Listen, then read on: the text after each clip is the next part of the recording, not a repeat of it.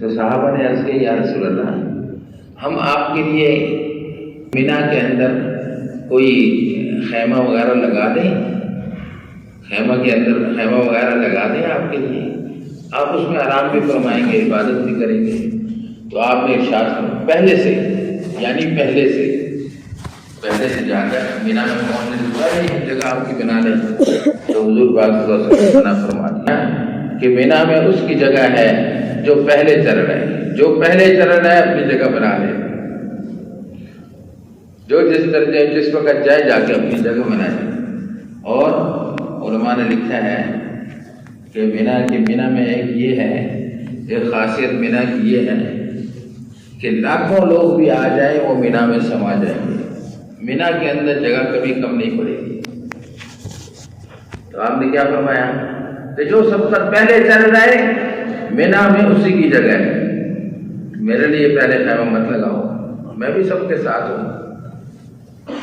صحابہ فرماتے ہیں کہ حضور اکرم صلی اللہ علیہ وسلم ہمارے درمیان میں ایسے بیٹھتے تھے کہ جب کوئی آنے والا آتا تو وہ پہچان نہیں سکتا تھا کہ پیغمبر صلی اللہ علیہ وسلم کون ہے، ان کے پیغمبر کون ہیں۔ یہ میں آپ حضرات کے سامنے یہ عرض کر رہا ہوں کہ بطور انسان ہونے کے، مسلمان ہونے کے، ایک دوسرے پہ سب ہم برابر ہیں بالکل۔ دیکھو نا نبی صلی اللہ علیہ وسلم کتنے بڑے، کتنی بڑی ذات آپ سے بڑا کوئی انسان نہیں۔ ایک دفعہ سفر میں تھے تو قافلہ تھا آپ کے ساتھ، تو کھانے کا وقت ہوا۔ کھانا کیا تھا؟ کبھی دن میں، کبھی 2 دن بعد، تو پروگرام یہ بنا کہ بکری ذبح کی جائے۔ تو کسی نے کہا میں ذبح کروں گا، میں گوشت بناؤں گا، کسی نے کہا میں پکا دوں گا، اپنے اپنے ذمے کام لے لیا۔ تو حضور صلی اللہ علیہ وسلم نے کیا فرمایا؟ میں جنگل سے لکڑیاں اکٹھی کر کے لاؤں گا، میں جنگل سے لکڑیاں اکٹھی کر کے لاؤں گا۔ تو جیسے سب نے اپنے ذمے کام لیے، آپ نے بھی اپنے ذمے کام لے لیا۔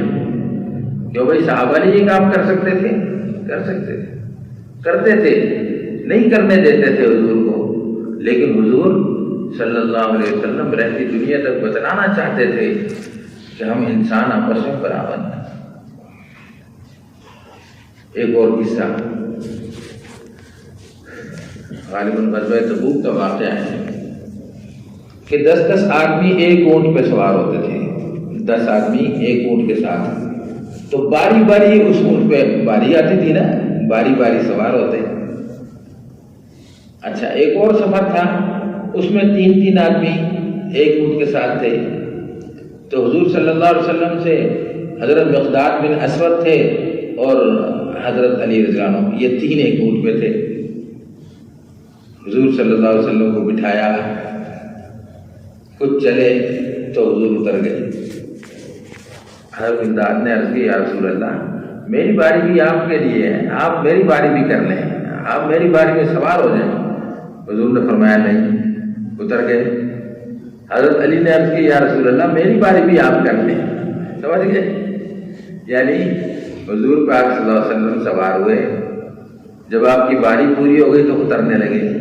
تو حضرت مقداد نے عرض کیا کہ میری باری آپ کر لیں، حضرت علی نے عرض کیا میری باری بھی آپ کر لیں۔ کیا مطلب؟ یعنی آپ اترے نہیں، ہم دونوں پیدل چلیں گے، آپ چلتے رہیں۔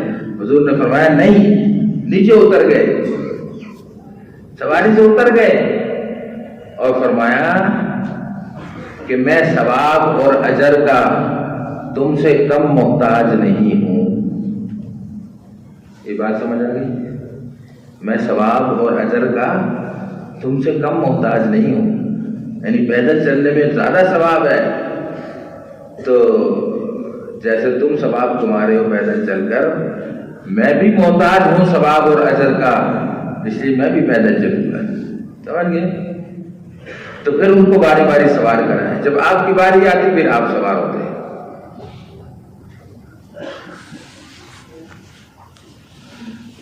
چلو یہ تو حضور پاک صلی اللہ علیہ وسلم کی بات ہے۔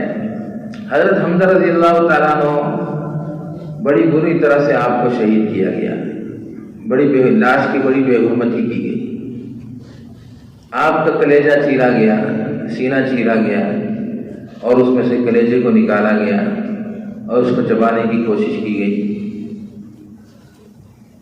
بڑی بری طرح شہید کیا گیا۔ حضور پاک صلی اللہ علیہ وسلم کو بڑا غم تھا، اس لیے کہ حضرت حمزہ رضی اللہ عنہ حضور صلی اللہ علیہ وسلم کے چچا بھی تھے، آپ کے رضائی بھائی بھی تھے اور آپ کے بہت اچھے دوست بھی تھے اور آپ کے حامی بھی تھے۔ مکہ میں دیر تک اسلام قبول نہیں کیا لیکن حضور کی حمایت کرتے تھے، حفاظت کیا کرتے تھے۔ لوگ ڈرتے تھے کہ حضور کو کچھ کہیں گے تو یہ چھوڑیں گے نہیں، تو اس لیے حضور صلی اللہ علیہ وسلم کو ان سے بہت محبت تھی۔ غزوہ احد میں شہید ہو گئے۔ جب دفن کرنے کا وقت آیا تو چادر نہیں، کفن موجود نہیں۔ حضرت صفیہ رضی اللہ عنہ جو حضرت حضور پاک صلی اللہ علیہ وسلم کی پھوپھی حضرت حمزہ کی بہن، وہ 2 چادریں لائی کفن کے لیے، دونوں اپنے بھائی کے لیے لائی ہیں کیونکہ مرد کا کفن 3 چادریں ہیں، تو دونوں چادریں اپنے بھائی کے لیے لائی ہیں اور نہیں ہوگی۔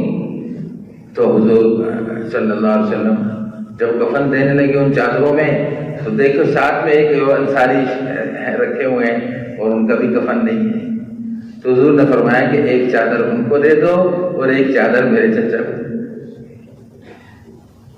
کیوں بھائی؟ کتنی بڑی بات ہے، کتنی بڑی بات ہے۔ اس کو کہتے ہیں ہر ایک کو لے کے چلنا، ہر ایک مسلمان کا خیال رکھنا، اپنے بھائی کا خیال رکھنا، کہ اتنے اعلیٰ درجے والے حضور پاک صلی اللہ علیہ وسلم فرمایا سید الشہداء، قیامت کے دن تمام شہیدوں کے سردار